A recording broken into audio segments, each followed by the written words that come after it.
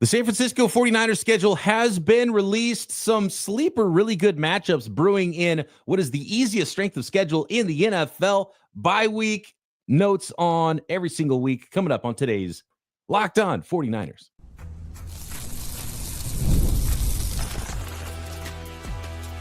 You are Locked On 49ers, your daily San Francisco 49ers podcast, part of the Locked On Podcast Network, your team every day.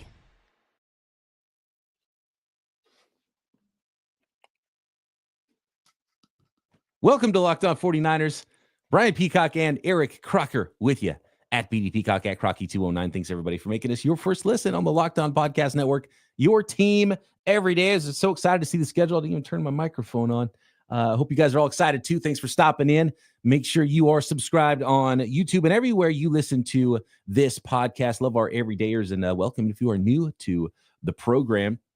And I'm pumped for this one, Croc. There's one matchup that I think is the best one that might not look like the greatest matchup right now today on paper, but I think it's going to be a great matchup. It's late in the season. I'm going to tease that for a little bit later, but let's start going through this schedule, Croc. Did you see their the reveal, the 49ers reveal? We got to talk about that. I didn't see it looked like a video game style reveal or something like that, but Old West. I just saw one still frame, but I kind of missed a lot of the hubbub today because I was actually golfing. I was with Wink from famously Winky Wednesday here on Locked On 49ers. We were out there golfing a little bit, and so I didn't. Did you do a round? Did you guys do a round? Yeah, we played a round, and I finally got to play the legendary par 6 hole, the only par 6, to my knowledge, west of the Mississippi. There's a par 6 18th hole at Lake Chabot in Oakland, and so that's where we played at Lake Chabot. So I played the par 6, and that was a fun one. So downhill too, so if you hit a good drive, it can roll for a while. And I just missed catching the fairway on a decent drive. It was kind of off to the left rough, so it didn't roll for me, but hit a good second shot. It was a fun hole, so it is a fun round of golf out there for sure.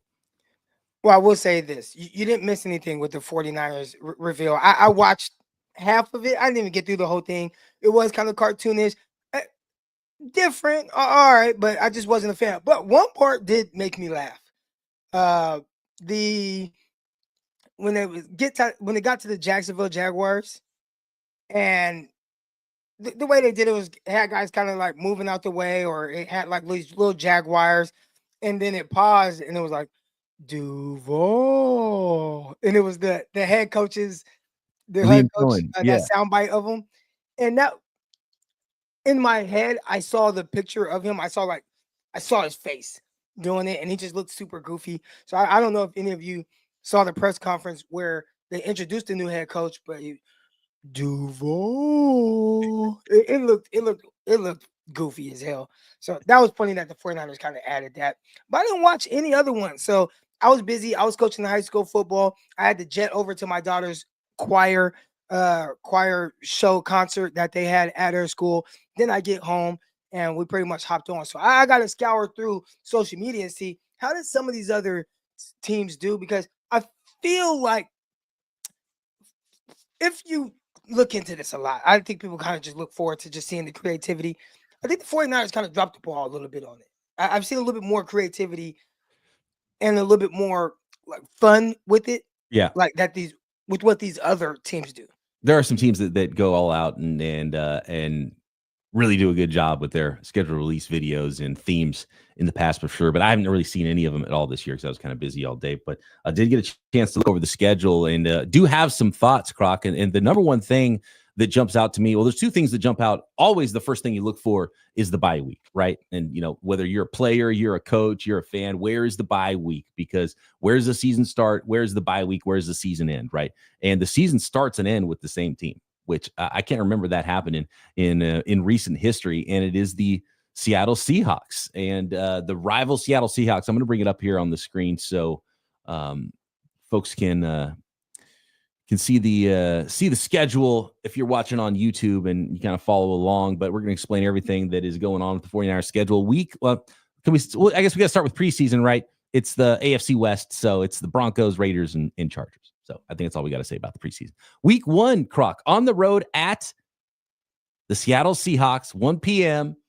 Sunday, September 7th, starting the season, and then the to-be-decided time of the Week 18 matchup, starting the season and ending the season with the Seattle Seahawks.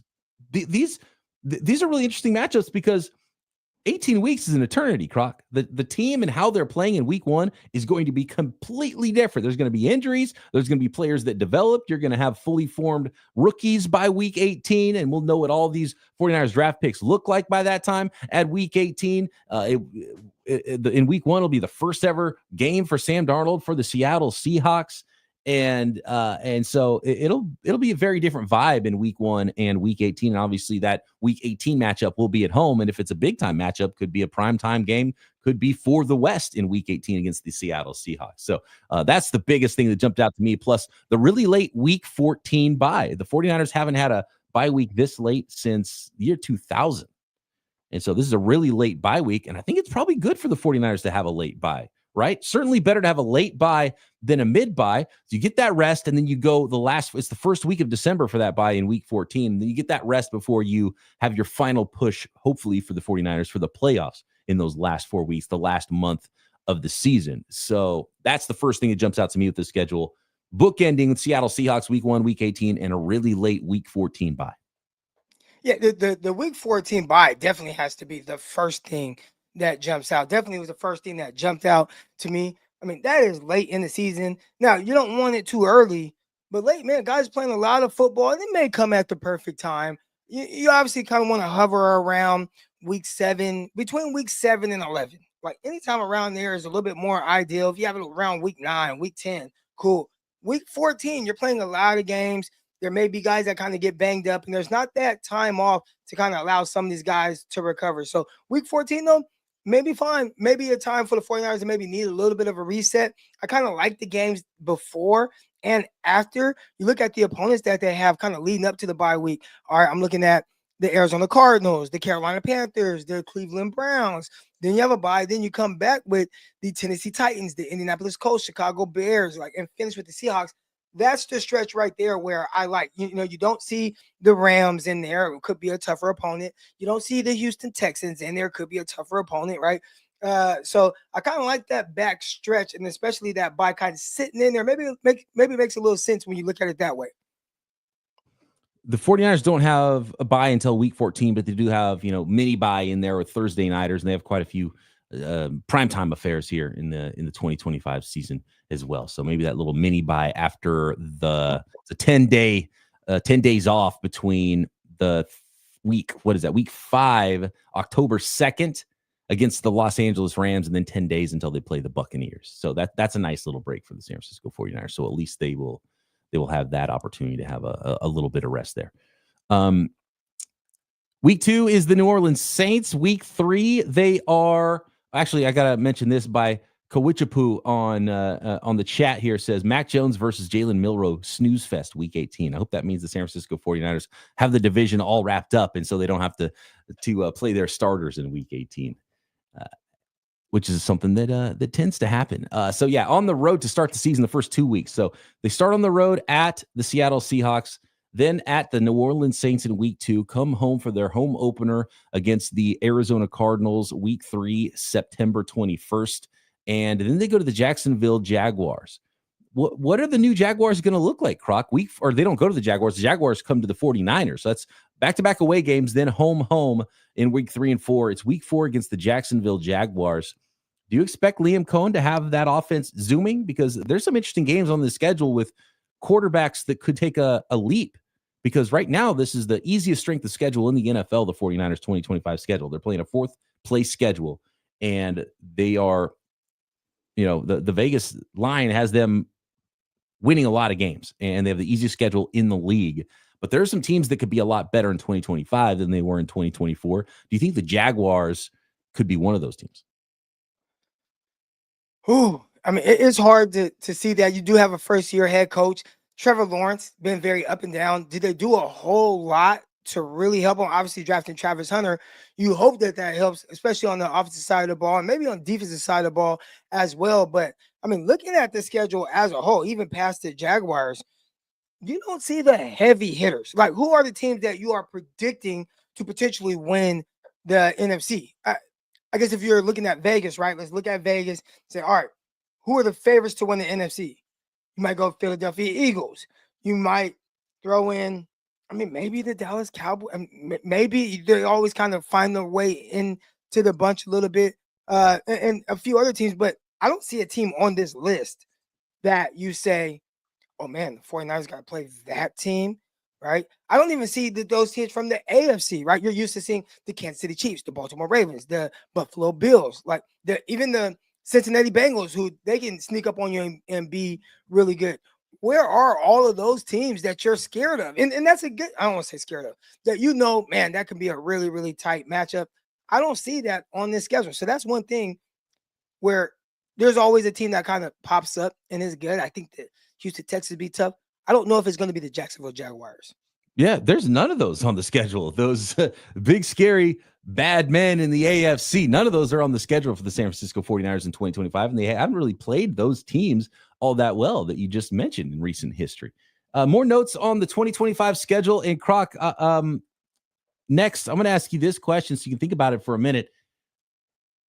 How many teams on the 49ers schedule, if they were going into a game next week, how many of these teams would the 49ers be favored against on a neutral site, do you think, that are on the 2025 schedule? I think that tells a lot about how easy the strength of schedule is for the San Francisco 49ers on paper going in, and a lot of things are going to change. And I'm going to highlight one game that I think could change based on where these teams ended in 2024 and what they are going to be in 2025 next. Today's episode of Locked On 49ers brought to you by FanDuel, America's #1 sports book. Yeah, the 49ers have the easiest strength of schedule. You can bet on those San Francisco 49ers to win the West, to win the Super Bowl at FanDuel, but it's NBA playoff time, and with playoffs in full swing, every night delivers highlight-worthy performances, major momentum shifts, and can't-miss moments. Whether it's a game-winning shot or a breakout player, there's never been a better time to get in on the action. FanDuel makes it easy to stay in the game before tip-off and live with player props, performance trends, same-game parlays. Fans have more ways than ever to play smart and win big. And how could a $200 bonus in bets add to that excitement if your first $5 bet hits? Well, if you're new to FanDuel, it's the perfect time to sign up.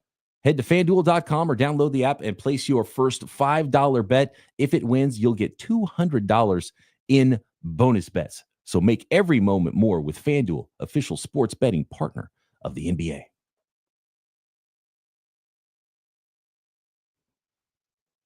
So, Croc, what do you think? I posed that question a minute ago. Looking at the 49ers schedule here, obviously all the teams in the division, you've got the Rams, you've got the Seahawks, you've got the Cardinals twice, you got the Tampa Bay Buccaneers, Jags, Falcons, Texans, New York Giants, Cleveland Browns, Indianapolis Colts, Chicago Bears, Tennessee Titans, Carolina Panthers. I think that there's maybe 2 or 3 teams on the entire schedule that the 49ers wouldn't clearly be favored over if they played a game tomorrow on a neutral site. Yeah. Now, you say on a neutral site, you have to factor in where they're playing at. Yeah. And I would say right now, the only games I think they may not be favored is probably LA on the road, Tampa on the road, and that's it. Maybe Houston on the road. Oh, Houston on the road. Excuse me. Yeah. Houston on the road as well. Houston Texans are the toughest opponent, I think, on the schedule. Yeah. A defensive coordinator that's familiar with Kyle Shanahan, a quarterback that, the year 2, little sophomore slump for CJ Stroud. Not that he did anything to tarnish what you think he will be in the NFL. I expect him to take another big jump here in year 3. They got a lot of weapons for him to throw to. And, D'Amico has that defense with a lot of talent ready to go. That's probably on paper the best team top to bottom on the 49ers schedule. In my opinion, better than the Rams, better than the Tampa Bay Buccaneers. And so I think that's probably the best opponent the 49ers are facing. And they do head to the Houston Texans October 26th. That's week 8 on the road. In the chat, we got Gammon Brown in there, and he says Cleveland on the road in November, possibly in the rain. And you do have to kind of mention. You have to mention the weather because it hasn't. Excuse me. It hasn't been too kind to Brock for whatever reasons. It could just be a coincidence, or it could be like, well, maybe he just doesn't play well in that type of weather. Here we go. Brian in the chat says 49ers are only underdogs in 2 games, the Rams and the Bucks right now. So there you go. That Texans game, I think, is gonna. I'm with you. I think that may be like the Rams. I think the Rams, if I had to rank just toughest games for the Niners, Houston and then Rams and then Tampa. Like I would kind of rank it in that order right there. So continue to go down with those games, those 3 I'm mentioning. I'm talking about the road, even though LA, that's not really a road game, but Matthew Stafford, anytime you kind of have to mention him because he is a talented quarterback. I still think he's one of the better quarterbacks. And to do what he has done with the Rams in the midst of all the turnover that they've had, I think that's something people aren't really taking into account. They've had a lot of things where it's kind of on him to keep the team afloat. Last year, second half of the season, I believe it was, like the defense really came on strong, so that helped. But now, I mean, I would assume you added Devontae Adams, and we'll see what him and Cooper Kupp. Puka Nacua, healthy. He missed a bunch of games last year, and now he's healthier. I would assume that we see even a better version of the Rams. Like all those young defensive guys, they are a year more worth of experience. I think the Rams can be a really tough opponent, and they weathered having a lot of the issues. So the 49ers didn't do a great job of that last year. Yeah, a lot of issues for different reasons, right? On the field, off the field, injuries, all kind of stuff, tragedies. They didn't do a good job of handling it. The Rams, with what they've had to deal with, they did a good job of handling it through that transition. And now I think they're kind of getting back to where we should be a team that really challenges guys again. And even those 2 games that, and by the way, FanDuel.com, you go there and find all of these matchups. And even the 2 games they're favored in aren't by very many points. It looks like 1.5. That means at home, the Niners will be favored against those same teams, right? That means on neutral site, the 49ers be favored. And on a neutral site, probably. Yeah. So there you go. Kevin says, get Sam Darnold week 1 in a new system. Kind of. Clint Kubiak is his new offensive coordinator, right? So he coached him with the San Francisco 49ers. He wasn't technically calling the plays, but he was game planning with Sam Darnold as the San Francisco 49ers. So some familiarity there already. We'll see if they're off and running in week 1 with Sam Darnold. Beyond, where did we leave off? So yeah, week 5 is the Los Angeles Rams on the road, Thursday nighter. Then you got a mini bye there before you travel to Tampa and the Buccaneers in week 6. Week 7 is at home against the Atlanta Falcons. Another one of those young quarterbacks. We're going to have the first year full-time starter in Michael Penix there. Could take a big jump for the San Francisco 49ers. What will that Falcons team look like? They could be a lot better than they were in 2024. Houston Texans in week 10. Week 11 on the road at the New York Giants. And then it's at home against the Los Angeles Rams. Then it's on the road against the Arizona Cardinals. Back home against the Carolina Panthers, November 24th. That is week 12. Week 13 on the road at the Cleveland Browns. Then the week 14 late season bye. Week 15, you come back at home against the Tennessee Titans. You get to see rookie Cam Ward at quarterback there. A lot of young quarterbacks on the 49ers schedule, and that's usually a good sign for the win-loss record. Some of these guys, like 1 or 2 of these guys is going to turn into like a really good player and potentially a star. Some of them are not going to be good, and probably the younger, the worse you're going to be. And the Tennessee Titans don't have a lot of talent around Cam Ward. We'll see what he looks like in December in week 15. Then you got week 16. Who's even going to be quarterback? Will it be Anthony Richardson? Does he take a big step up? That's December 22nd, week 16. Then week 17 at home against the Chicago Bears, finishing up to be decided what night, what day, what time. In week 18, the 49ers will be at home against the Seattle Seahawks to finish up the regular season. Are there any games that you're thinking about potentially going to? Obviously, I'm coaching high school football, so I won't be free until hopefully, late November, but I won't be free until November. But we do have a bye week, I believe, October 10th. So I'm looking at kind of that Tampa Bay Buccaneer game on the road. I don't like going to the home games, or I don't care for the home games as much. I like going to away games. I think I may book a flight to Tampa Bay for the October 12th game.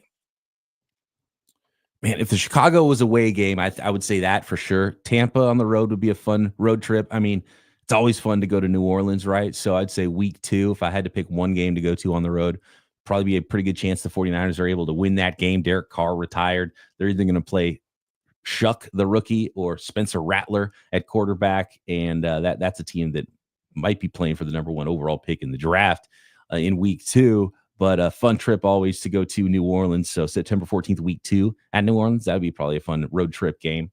Indy's actually a great town. And I've still never been to the Combine. But at Indy would be a fun one. At Cleveland, I would go to any of these road games. But I would say, yeah, probably at Tampa, at New Orleans would be my picks to hit on the road. I've been to New Orleans a lot. I wish that Tennessee one. I have never been to Nashville. Mm-hmm. That's a home game for the Niners, but that would have been nice if it was out that way in Tennessee. Some of these places, though, you got to start looking at the weather. So you talked about Indianapolis, December 22nd. I mean, that's snow. I'm cool. I'm not traveling in the snow. Yeah. I'm not going to get indoor, stuck though. somewhere. Isn't the game indoors there? Well, it's indoors, but I'm just thinking about travel, Yeah. Taking an Uber to the stadium. Are you going to tailgate? That's part of the experience. Well, the cool thing about Indianapolis is the way the stadium is and the way all that's together. And I think one of the reasons is kind of central, but one of the other reasons is everything's down there. So if you get a place to stay anywhere near downtown, it's pretty easy to get around. Now, if it's like snowing, it would be tough, but you can get around and walk to the stadium depending on what the weather is like. Croc. Tampa. I think I might take my wife to that Tampa game. You go to Tampa? Yeah, I think we're gonna go to Tampa. Croc, I've got the sleeper game, the game I think I'm circling that would be the best game of the 2025 season. And we haven't talked a lot about it. We're going to get to that and more thoughts on the 49ers 2025 schedule next.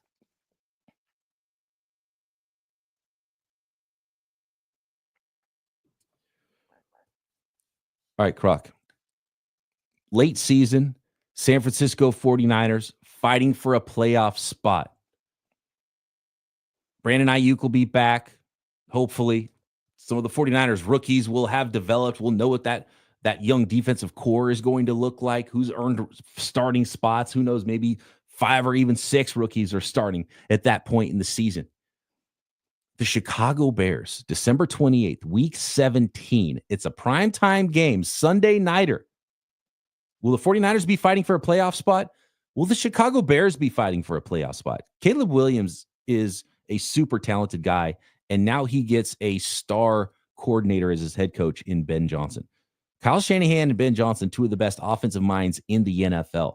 Was Ben Johnson like the secret genius behind some of the success, a lot of the success potentially with the Detroit Lions the last few years? He's got a young, super talented quarterback, a ton of pass catching talent. They stole Luther Burden in the second round to go with DJ Moore and Rome Odunze, their first rounder last year. They completely revamped their offensive line, which was terrible. They got some talent on the defensive side of the ball as well.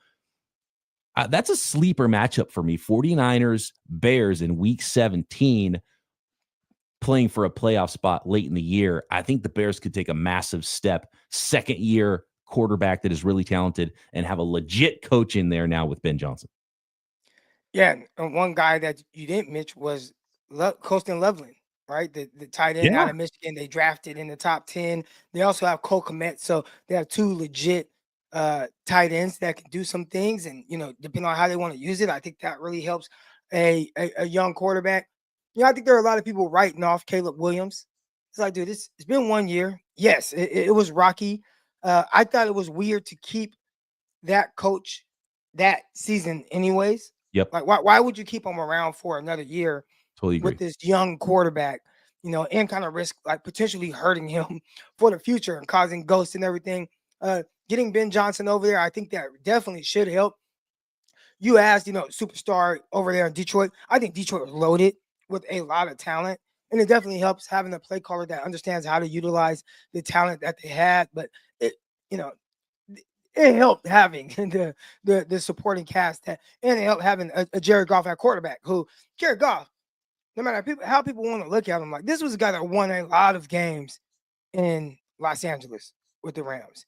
So he excelled there, especially after his rookie year. went to a Super Bowl there. Then he goes to Detroit, plays very well. And one thing he did, especially after the first half of that first season there, I mean, that was a team that was kind of in the dumps.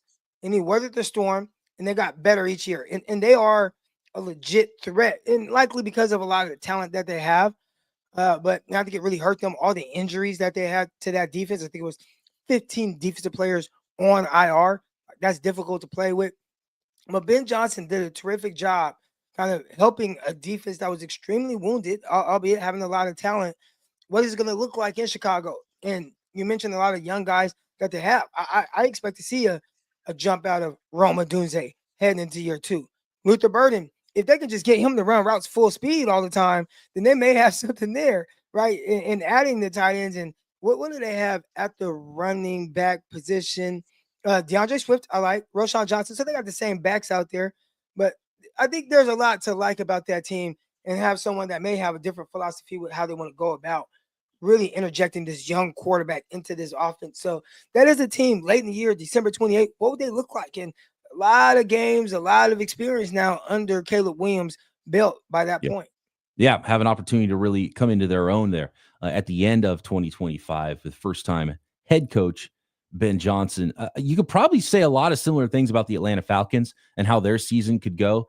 That's week 7 at home, another primetime game, another Sunday nighter. Atlanta Falcons. Michael Penix could take a huge step up. They've added some pass rush to that defense, which has been for a long time, for 20 years, the biggest weakness of the Atlanta Falcons football team. A lot of playmakers on the offensive side of the ball there. So I'd probably put the Falcons and the Bears in that similar bucket of teams that if you're looking at who might take a huge leap in 2025, those two teams would probably be on the list. A lot of young quarterbacks, though, as Kevin points out in the chat, Croc, getting all the rookie QBs late in the season. Tons of first-year coaches, as Spy Nick Danger points out, first-year coaches and first-year starting quarterbacks on the 49ers schedule. I mean, that's a good thing. That's why, all these fourth-place teams, a lot of them changed quarterbacks, a lot of them changed head coaches, and it is a sweetheart of a schedule for the San Francisco 49ers. On paper, now you got to go out and win those games. Just because you're favored doesn't mean you're automatically going to go, win 14 games. Well, I think the 49ers were favored in every game last season. Prior to the season, when we were talking about it at this point, they were favored in every single game, and we'll see how that turned out. Like, they won 6 games and kind of struggled to win that. So